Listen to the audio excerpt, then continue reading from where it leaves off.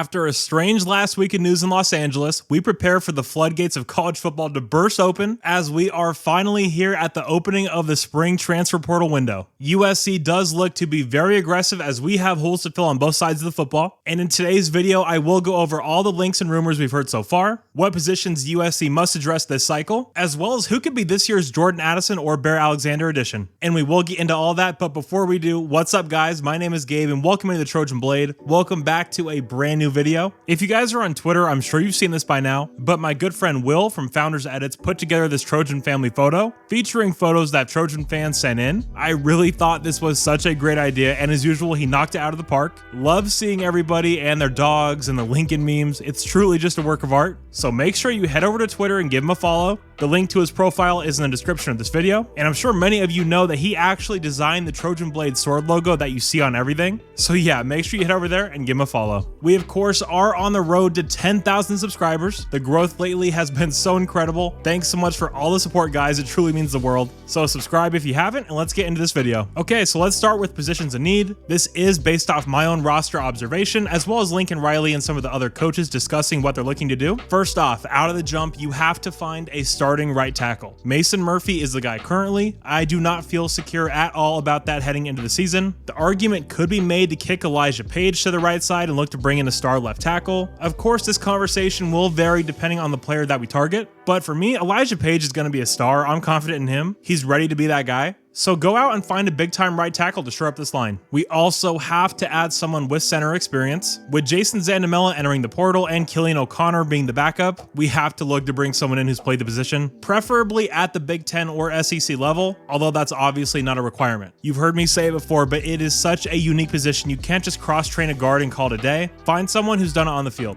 In addition to that, I would like to add a versatile swing tackle that can also kick inside, someone that has experience doing a lot of stuff that can cover the 4 exterior spots on the offensive line. Now we also will be adding a wideout. Lincoln and the offensive staff have made that completely clear. The profile of the player is the interesting part. Do we add a burner, a route runner? Do we shock everyone and just add a Jordan Addison superstar type? Now I don't have a preference in mind personally, but I do have a few players in mind that we will get into in a bit. I've seen some Trojan fans saying we need to add a tight end. Not for me. Joey Olsen looks to be tight end 1, and we have Lake coming back from injury. We have Tabo, Eldridge, Lyons, and Matthews will be here for fall camp. A lot of guys in that room. Don't think we need to add anyone there. Now defensively, it's pretty obvious what we have to do. Interior, interior, interior. I would like to add another corner as well, but we need at least 2 guys on the interior of that defensive line, preferably 300 plus each. We needed to add guys there anyways, but now with the loss of Isaiah Rakes, it is even more critical to get that shirt up over the next few weeks. Also, if there's an impact pass rusher out there, I think you go try and add that as well. But that's what we need. Now let's go over all the links and rumors that have been attached with SC so far.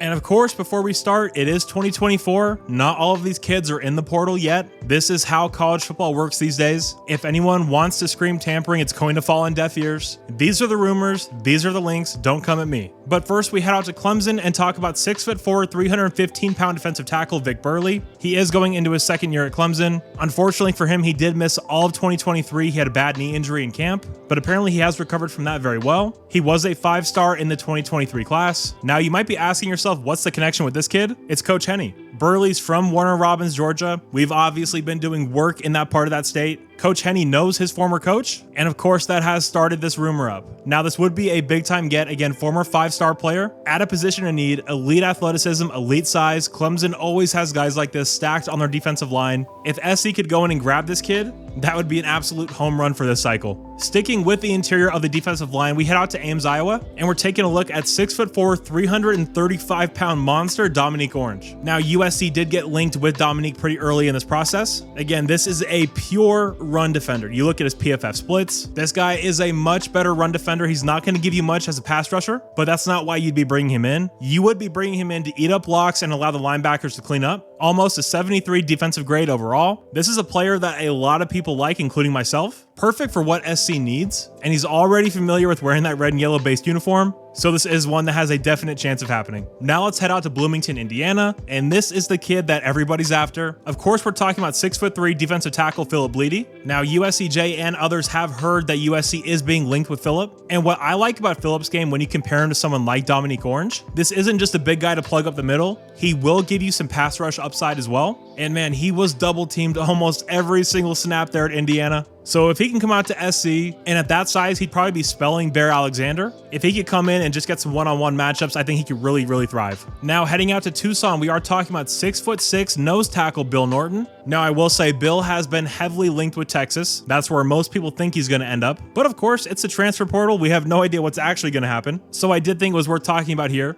This is a nasty and violent defensive lineman, hard hitter, sure tackler. Obviously interesting profile for a nose tackle, seeing him be 6'6", but man, some guys just have it in them to play with that low leverage, even if they are very tall like Bill is. This is someone that USC is interested in, but again, with him leaning towards Texas, it will be hard to pull this one off. All right, next up, we have TCU defensive tackle Dominic Williams. He's 6'2", 320 pounds. This is another one of those pure run defenders. He's a great tackler. When he gets his hands on people, they go down. Fits the profile USC needs. Originally from California, hailing from Torrance. So a lot of boxes are ticked here. This is someone that I have seen linked with USC as well. I'm sure a guy like Dominic wants to come home back to Southern California, so this is one I could see happening for sure. All right, now heading to the defensive backfield, this is an exciting one. We are talking about 5'10", 185-pound corner Ricardo Hallman. Now, Rico is a big-time player. He was just named third-team AP All-American. He's heading into his redshirt junior year, hailing from Miami, Florida. And man, when we head over to the PFF grades, he shines. We're looking at an 83.1 coverage grade and an 82.4 overall defensive grade. This is a guy that reminds me a ton of Mekhi Blackmon. And I know a lot of you guys are going to be asking, well, what's the catch here? He's not in the portal yet. Now, this is one that there is some smoke around. There is some noise that he could be looking to enter the portal. And if he does, USC would obviously be a suitor. Of course, as I always say, you can never, ever have too many corners.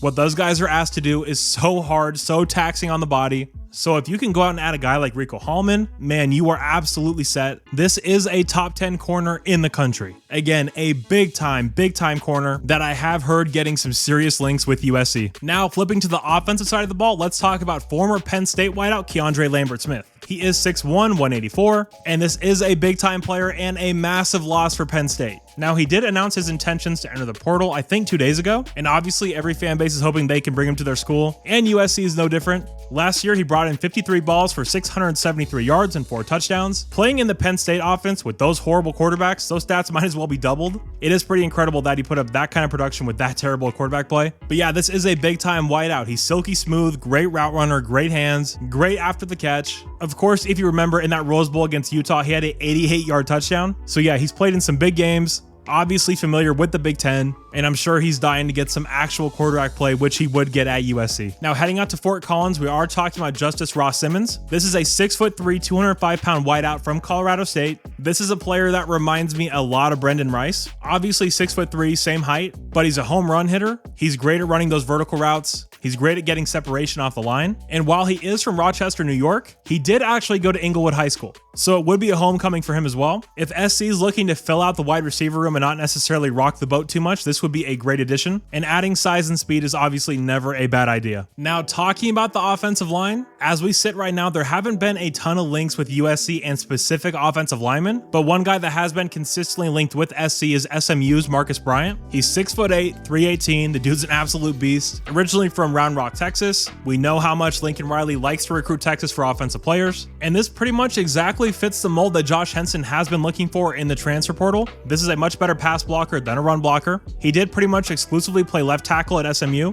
but man, if this is the guy you're bringing in, I don't think you kick Elijah over to the right side. I will say though, for anyone that hasn't played on the offensive line, it might seem like playing left guard and right guard is a massive difference. Honestly, everything is just backwards. Some people have a more difficult time switching than others, but honestly, for guys at this level, that shouldn't be too big an ask. Marcus is also a guy that held up very well in big games. He had a good game against Oklahoma, a really good game against TCU. So this would be an interesting get and one USC has definitely been linked with. Now, talking about another wideout here, this is yet another one that is not in the portal yet, but one that has been linked with USC behind the scenes. We are talking about Boston College's Lewis Bond. He's 5'11", 188, originally from Chicago. This is just a complete playmaker at the wide receiver position. Great after the catch. They were always getting the ball into his hands, screens, tunnels, all things like that. The only thing I would say here is that USC kind of has this guy on the roster. You think of a Zachariah Branch, you think of a Mekhi Lemon. Now, you can never have too much speed. You can never have too much playmaking. But if there's one kind of wideout USC has already, it's this kind. So I hope USC can get him. He is a big-time playmaker,